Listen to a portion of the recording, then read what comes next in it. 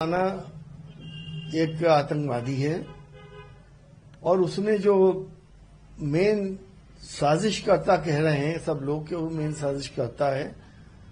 जाहिर है इसके प्रूफ मिलने के बाद उसको सख्त से सख्त सजा मिलनी भी चाहिए। ये सिर्फ ऐसा ना हो कि चुनावों को देखते हुए ये सब कुछ किया जा रहा हो। कानून अपना काम करे और ऐसे आतंकवादियों को कभी भी बख्शा ना जाए।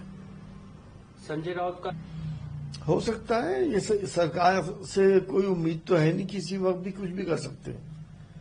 वोट हासिल करने के लिए ये कुछ भी किया जा सकता है। भाजपा नेता दिलीप घोष कहते हैं, देखिए पूरे हिंदुस्तान में भगवा झंडे लहराए जाते हैं और धार्मिक जुलूसों के अंदर भी इसका इस्तेमाल किया जाता है। ये कोई नई बात तो है नहीं। अगर कोई इक्का दुक्का कोई ऐसी बात हुई है तो वो गलत है।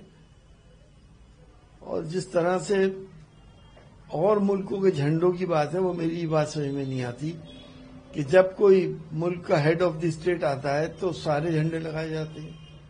बड़ी कोई कॉन्फ्रेंस होती है तो फलस्तीन का झंडा भी लगता है और चीजों का ही लगता है। अगर किसी दुखियारे के लिए हमदर्दी शो करने के लिए आदमी झंडा फलस्तीन का दिखा दे या फलस्तीन की हिमायत में कोई बात कह दे तो क्या हमारी इंसानियत इतनी मर गई है कि हम अपने इंटरेस्ट की खातिर अपने आका हमारे नाराज न हो जाएं, यूएस नाराज न हो जाए, हम फलस्तीन के इंसानों की भी हिमायत नहीं कर सकते।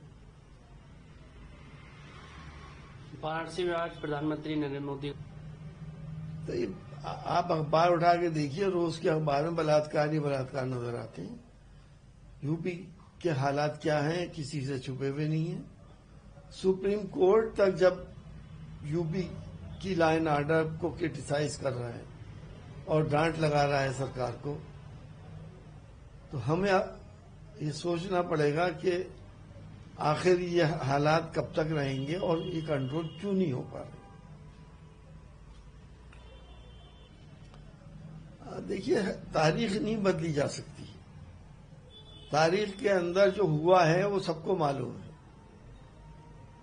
कि बाबर को कौन लेके आया था और उसके बाद बाबर की खुद नीयत खराब हो गई और उनकी भी बाद में जंगें शुरू हो गई।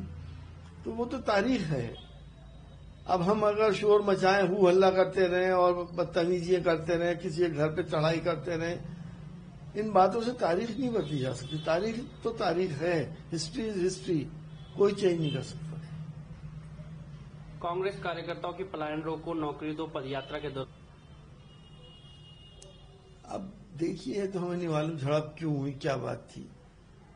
मुख्यमंत्री आवास की तरफ अगर कोई जा रहा था, कोई मेमोरेंडम देना चाहता था तो डेमोक्रेसी में तो मेमोरेंडम ले लेना चाहिए था। वो कोई मुख्यमंत्री आवास पे अटैक करने थोड़ी जा रहे थे। वक्फ कानून के खिलाफ प्रदर्शन के दौरान मुंबई पुलिस, अगर संविधान के दायरे में प्रदर्शन हो रहा है तो वो गलत है। इस तरह से किसी को डिटेन करना, ये दमनकारी सरकार है और ये हिटलर से भी दो कदम आगे बढ़ गई है। बस लोगों को मारना बाकी है गैस चैम्बर्स में रख के। बाकी तो काम जो हिटलर ने करे थे वही हमारी सरकार कर रही है। प्रदर्शन होना भी चाहिए, क्यों नहीं हो प्रदर्शन। हम डेमोक्रेटिक कंट्री के अंदर रहते हैं, लेकिन गूंगी बहरी सरकार कुछ सुनती नहीं। कानून बना देते हैं और एक प्रोपेगेंडा पूरा इलेक्ट्रॉनिक मीडियम पे चलता है कि बड़ा फायदेमंद है, बड़ा फायदेमंद है, ऐसा है वैसा है।